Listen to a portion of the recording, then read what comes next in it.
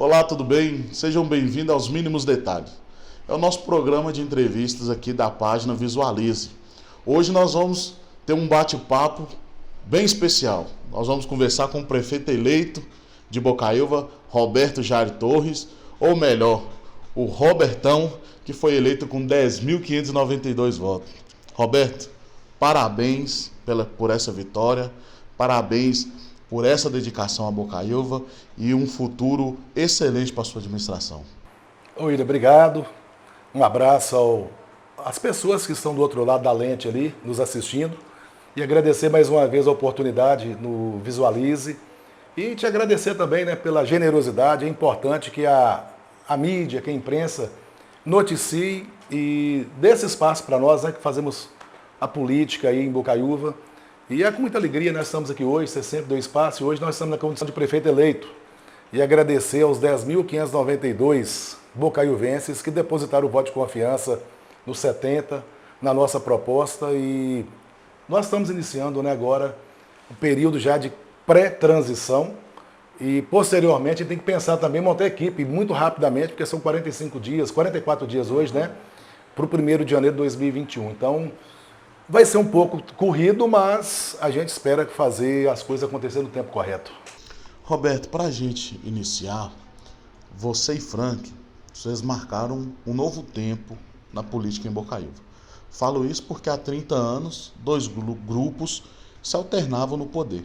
E vocês conseguiram vencer sem amarras com nenhum dos grupos.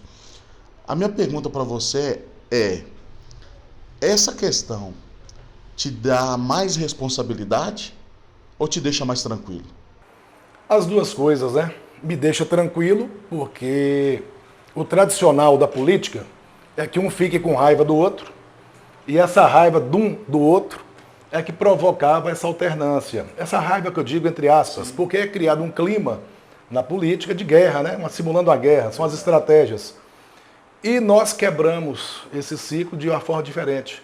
Nós fizemos a campanha de pé no chão, com muito suor, do olho no olho, com aperto de mão no eleitor, um pedido de voto sincero.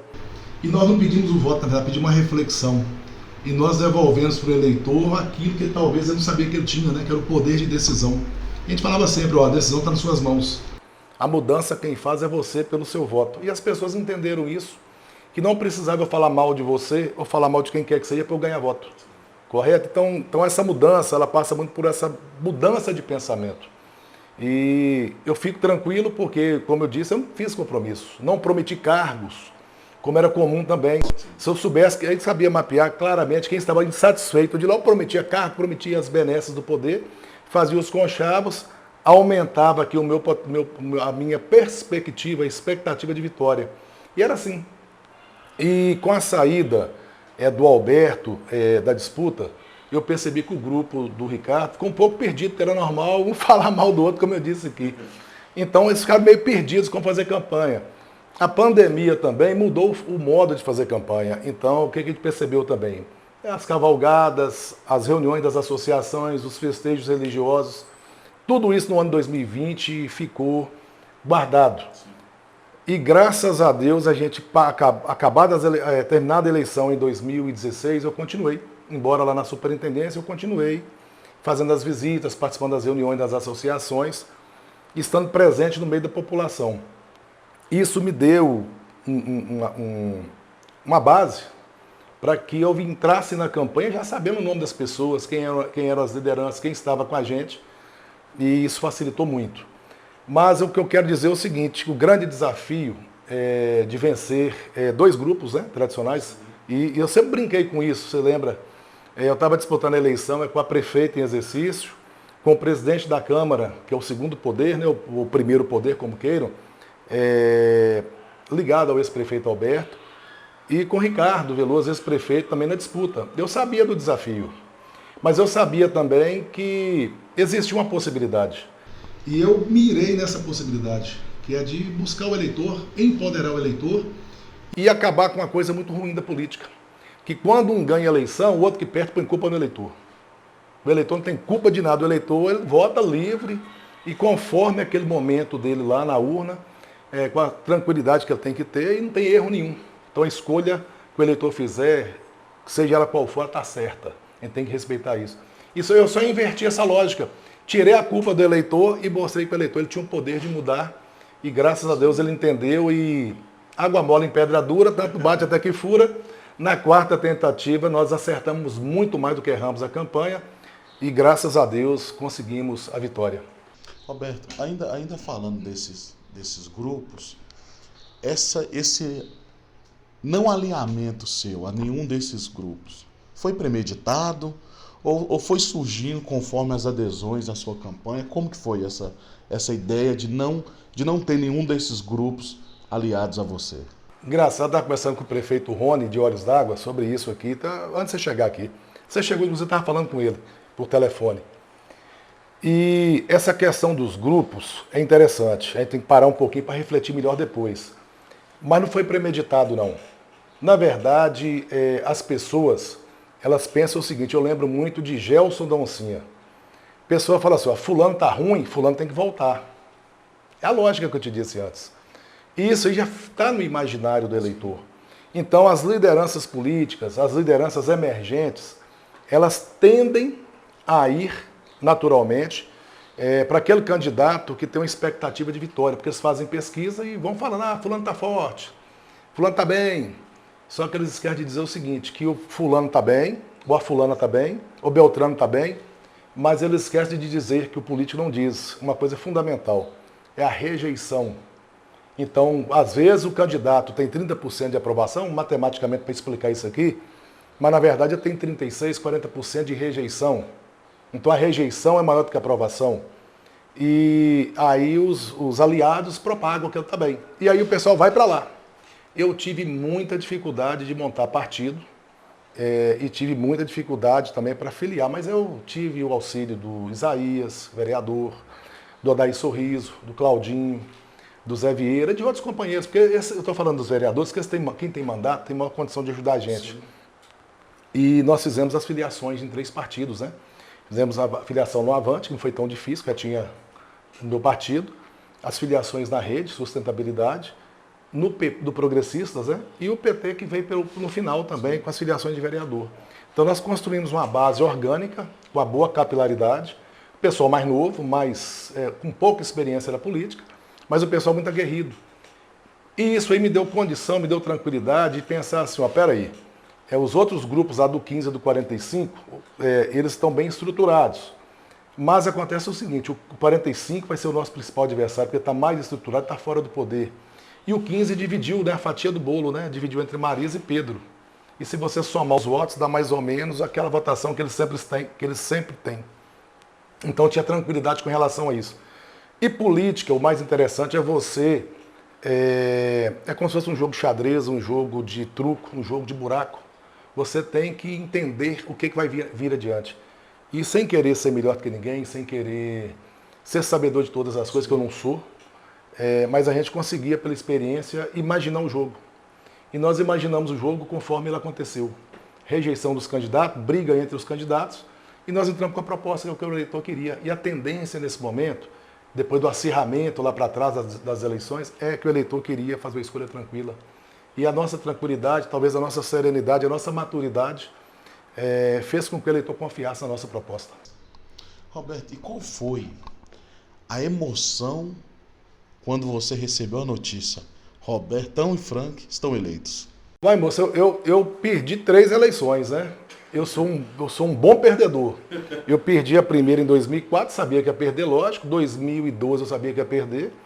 2016 eu estava na disputa, esperei, mas quando abriram as urnas, eu estava sentado aqui com Gustavo, Fabiano e Rodrigo. Gustavo até chorou, falou assim, não, tá, terceira urna, perdemos as eleições. Então, assim, você já sabe do princípio. E quando abriram as urnas, o pessoal chegou aqui, o pessoal muito empolgado, eu sou mais frio mesmo. Vai ficando frio com relação a isso, mas por quê? Tem que respeitar, né, o resultado. E às 18 horas eu recebi uma ligação e a pessoa falou que pode ficar tranquilo, vai ser mais 2.000 votos de frente, porque o sistema tinha travado aqui para apuração geral. E o deputado Tiber, ele me ligou também às 18 horas, por coincidência, falando, pode comemorar ter eleito, meu amigo. Mas você tá, não, estou aqui na Câmara, aqui nós temos informação, ter eleito quase 2.100 votos de frente, está sacramentado, parabéns, conte comigo. Então, assim, é uma mistura, né? Que você fica pensando o seguinte, você tenta várias vezes, você tem essa vontade. Talvez pessoas, mas é um sonho seu? Não. Não é só meu, não. Então, assim, ontem eu estava conversando com Sueli Pimenta, esposa do saudoso Diomésio. E eu nunca vou deixar de dizer isso. A primeira campanha que eu fiz foi para Linão, contador, Lino Pereira Sobrinho. Era moleque da idade de Gustavo. E aqui na Cristina Câmara ele morava em frente, a gente fazia boca de urna para Linão. Linão era gente boa, né? Brincalhão, sempre foi muito festeiro, cara, muito bacana. E aí toma gosto pela política assim. E depois eu convivi muito com Diomésio, principalmente no final da vida dele, né? E Diomésio sabia que ele ia nos deixar. E ele também sabia. E ele me pediu por diversas vezes que eu não desistisse. Eu vou cuidar da minha vida, eu vou fazer outras coisas na minha vida, mas eu vou deixar a política, Diomésio, depois de 2012. E quando foi em 2013, em agosto, ele faleceu. Mas eu fiquei muito com ele no final. E ele falou, não desiste, porque quando você entra na política, muitas pessoas te conhecem e precisam de você. E esse ciclo aí dos grupos, ele vai terminar. E se você persistir, você consegue vencer as eleições. Assim, não, isso é muito difícil. Assim, não, vai em frente, que é jeitão dele, teimoso. Que eu sou teimoso, mas Diomedes era mais teimoso que eu. Mas era um visionário, então assim, muito em função deles também, né? E de outras pessoas, né? E as pessoas acreditam na cidade melhor. Então quem faz isso tem que ser persistente mesmo. O normal é você sucumbir e aderir a um a outro, que é mais fácil. E você percebe que eu fui vereador e depois disso eu nunca participei de prefeitura, de cargo nenhum. Também nunca fui convidado. Você vê que as coisas são bacanas, né? Nunca me convidaram, não. Então, assim, também não aceitaria também, não. Eu acredito em fazer uma coisa diferente. Então, isso nós temos condição de... Não tem preconceito com ninguém, nós temos que unificar agora a cidade, pacificar. Sim. Todo mundo que quiser contribuir com emenda parlamentar, quiser sugerir, tomar um café comigo, seja quem for, eu estou de peito aberto, de coração aberto, tranquilo, para conversar com todos. A gente aprende com os aliados e aprende muito mais com os adversários. Isso é verdade, verdade. Roberto, falando aqui agora um pouco sobre a futura gestão Robertão e Frank, já deu tempo de pensar se vai diminuir, aumentar ou manter o número de secretarias? Com todo esse turbilhão de emoções e informações. Deu tempo de pensar sobre isso ainda ou ainda não? Ô moço, ainda estou tentando. Eu estou levantando 4h30 da manhã para tentando responder as mensagens, algumas ligações. Não consegui não, estou conseguindo não.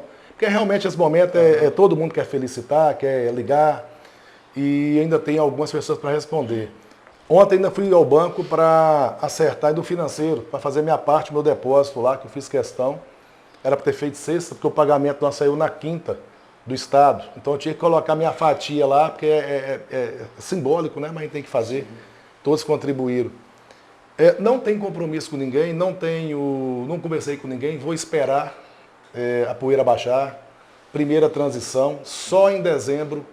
Tem algumas pessoas aí que estão ansiosas, né, para conversar. Onde que eu vou ficar? Eu, assim, calma. Eu pedi calma na campanha. Peço calma agora para todos, compreensão. Não é hora da gente fazer compromisso, a eleição já passou. Não é hora de eu fazer promessa, porque eu não vou pedir mais voto. E peço aos companheiros muita compreensão, muita calma. Eu sei quem andou comigo. Eu sei do potencial de cada um. Eu não vou me precipitar. Não vou fazer promessa agora. Se eu não fiz na campanha, muito menos agora. Mas a gente sabe do potencial de cada um, sabe o que a gente pode fazer, sei do perfil. Eu só tenho uma preocupação. Eu não quero fazer nada sob pressão, não faço, eu não trabalho sob pressão. As pessoas abordam a gente na rua de forma, eu sei, compreendo. Eu não resolvo nada de rua, nada de corredor, aprendi na superintendência. Uma vez eu tomei uma decisão para ficar livre de uma pessoa no corredor e me ferrei depois, porque não era coisa boa, porque as pessoas às vezes chegam pressionando. Sou muito tranquilo com relação a isso. E as pessoas que eu escolher vai ser as melhores para Bocaiúva, não melhor para mim. Porque eu sei o que as pessoas podem dar por essa cidade. E o pessoal perguntou ontem, vai ser o critério técnico? Cada um é cada um. Vou priorizar o servidor de carreira, os bons servidores, aqueles servidores que são prestativos, que olham no olho das pessoas, que atendem bem as pessoas. Nós sabemos quem são as pessoas boas da prefeitura, para colocar nos cargos técnicos. Porque aí seria uma política pública para que eles se capacitem, que se qualifiquem. e que, passando o nosso governo, o outro que virá, eles já estão melhor qualificados. Eu não gosto de capacitar e qualificar quem é de fora, porque a pessoa leva para si o conhecimento e vai para a iniciativa privada. Eu vejo isso como um erro estratégico de quem fez isso antes. É uma crítica boa. Sim. Isso, para mim, é um aprendizado. Mas o governo nosso vai ser político. Político. E o nosso secretariado vai ser político. Então, assim, tranquilamente, é isso. Mas eu não sei de você falar assim, quem vai ser seu secretário, seu chefe de gabinete? Não sei. Quem vai ser secretário de educação? Não sei. Não parei para pensar. E não vou pensar nisso, nós vamos pensar agora na transição. Nós vamos pegar os meninos aí que trabalharam com a gente, os técnicos, né, das áreas da contabilidade. Henry, por exemplo, é um camarada assim, que me dá muita segurança. E é técnico, não é político. E quem tem a veia política, nós vamos deixar um pouquinho de lado também. E vamos colocar aí Henry na coordenação. Já vou adiantar, isso é a decisão que eu já tomei de ontem para hoje. Sim. Henry será meu coordenador da equipe de transição. Isso, porque ele está fazendo a prestação de contas. Sim. Aí tem Ledmilson, Frank, Marcelo, outras pessoas, Henrique Tondinelli. E nós vamos conversar entre nós, isso internamente, não vou adiantar aqui para acalmar todo mundo. E eu faço questão, né, de sentar com eles e primeira transição. Vou ver com Marisa como é que vai funcionar a partir de dezembro. Mas eu já tomei essa decisão de dar nome aos bois e deixar a coisa tranquila. Agora, governo, eu vou ter muita tranquilidade, mas muita. Porque do mesmo jeito que você nomeia, você tem que exonerar. E ninguém entra hoje e vai ficar até o último dia de governo. Nem prefeito fica. Se fizer besteira, nomear errado, fazer besteira. A Câmara caça, a Justiça caça. Então, o que eu menos quero é coisa errada. E a primeira coisa que eu quero, qual o perfil? Tratar bem as pessoas. Tratar bem o dinheiro público. Chegar cedinho. Chegou 7 horas, está tudo organizado. Planejou o dia de amanhã. Organizou para a equipe. E outra coisa, vamos cortar muito. Viagens desnecessárias. Ausência. É muita diária. É muita viagem para Brasília, muita viagem para Belo Horizonte. Isso aí, quem tiver disposição de participar do governo, pode ter certeza que vai ter que trabalhar muito e viajar para fora pouco. Roberto, para a gente encerrar, a conversa com você passa rápido o tempo, né? A gente não vê as coisas, o tempo passando. Algumas propostas dos seus adversários, teria alguma proposta de plano de governo? Não precisa citar qual seja, mas teria alguma proposta dos seus opositores da campanha que você olhou e falou assim, olha, isso aqui eu posso usar futuramente no meu governo? Teria alguma coisa? Para tudo que for de boa para a cidade, tudo que for de senso comum, que for para beneficiar o povo, eu estou aberto para acolher. Nós não temos todas as melhores propostas, né? A gente ouviu as pessoas, abriu um leque para discussão para preparar esse plano de governo. Mas, com certeza, todas as boas ideias, todos os bons conselhos, todas as boas críticas, até brinquei ontem com o Ricardo Senna. Eu digo, não, tem que pegar pesado, assim, com a maior alegria. Quando vocês, que são da imprensa livre, né, independente, vocês têm mostrado isso, eu fico muito feliz. Podem criticar, podem amolar, mas nós não podemos perder o respeito, né, pelo trabalho de vocês. E os adversários, eles também têm que fazer o trabalho de opositores. Nós não queremos um governo único, que todos falam, é bacana, é bom. Não, tem que criticar, apontar os erros, mas nós estamos abertos para as propostas e eu gostaria muito, se fosse possível, não sei, passadas as eleições, que todos pudessem lá apresentar suas emendas, suas propostas, seus recursos e fosse tomar um café com os adversários. Adversário é na eleição. Eu sou amigo de Ricardo, sou amigo de Heron, sou amigo da Marisa, do Rivelino, sou amigo do Pedro, do Fernando. Então, para mim, não vejo problema nenhum, não. E toda boa ideia, toda boa proposta, estou aberto, com certeza. Roberto, te agradecer mais uma vez. Conversamos na pré-campanha, conversamos durante a campanha e agora conversando com o prefeito eleito de Bocaiúva. Mais uma vez te desejo sucesso, que o seu governo seja um governo excelente para a nossa cidade e para os bocaiuvenses. E agora eu quero, como nos outros, eu deixei você falar com aquele eleitor, com aquela pessoa que poderia votar em você. Fala com os bocaiuvenses, como prefeito eleito, deixa uma mensagem para os bocaiuvenses. Primeiro que eu fiz uma promessa e não cumpri, né? Nós ficamos de fazer aqui no domingo à noite. Verdade. Mas a gente não calculou, né, que tudo muda na política, né? E aquele turbilhão lá de emoções, de comemoração. os vizinhos. Eu fui para a rua, meu telefone descarregou também, mas não passou de hora não, então te agradeço muito por estar cumprindo aqui esse compromisso com você. E vou te falar um negócio, até agora eu não sei como é que é o candidato e como é que é o próximo prefeito eleito. Tenho dificuldade de despir da questão do candidato. Mas o que eu quero dizer para o bocaiuvense é que vocês terão um bocaiuvense fazendo um governo de pé no chão, um governo que vai zelar pelo dinheiro público, vai ouvir a todos, independentemente da opção política.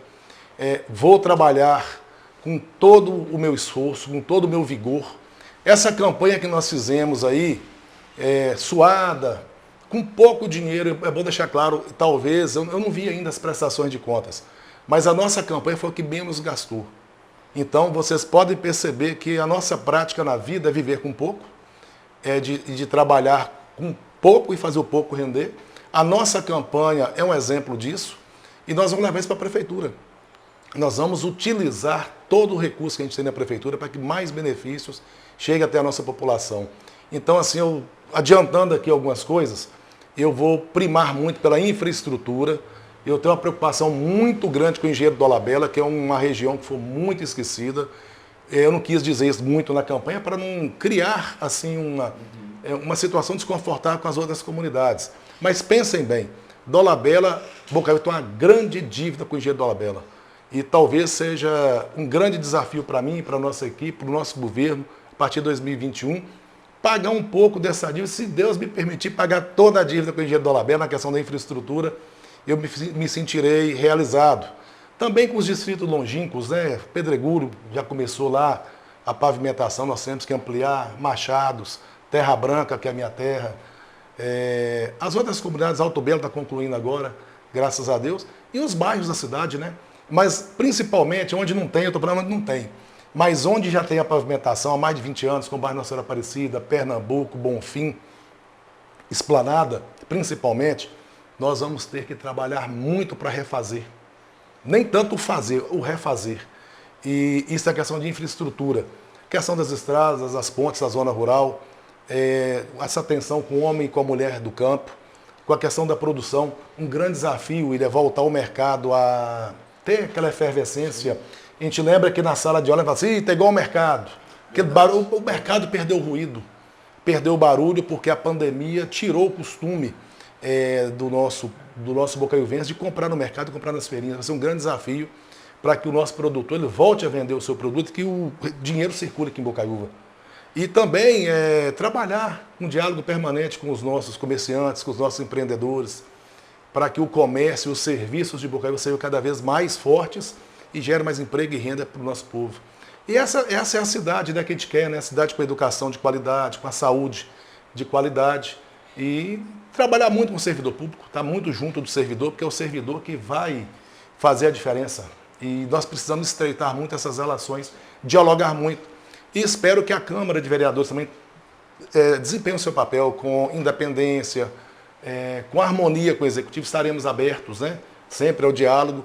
Espero ter condições o mais rápido possível de levar a parte administrativa, de arrecadação, tributação, licitação, lá para o prédio original da Prefeitura, estruturar melhor aquele prédio ali para que o centro de Bocaiúva realmente seja o centro antigo, né? E nós vamos voltar para lá, essa é a vontade nossa, nosso desejo.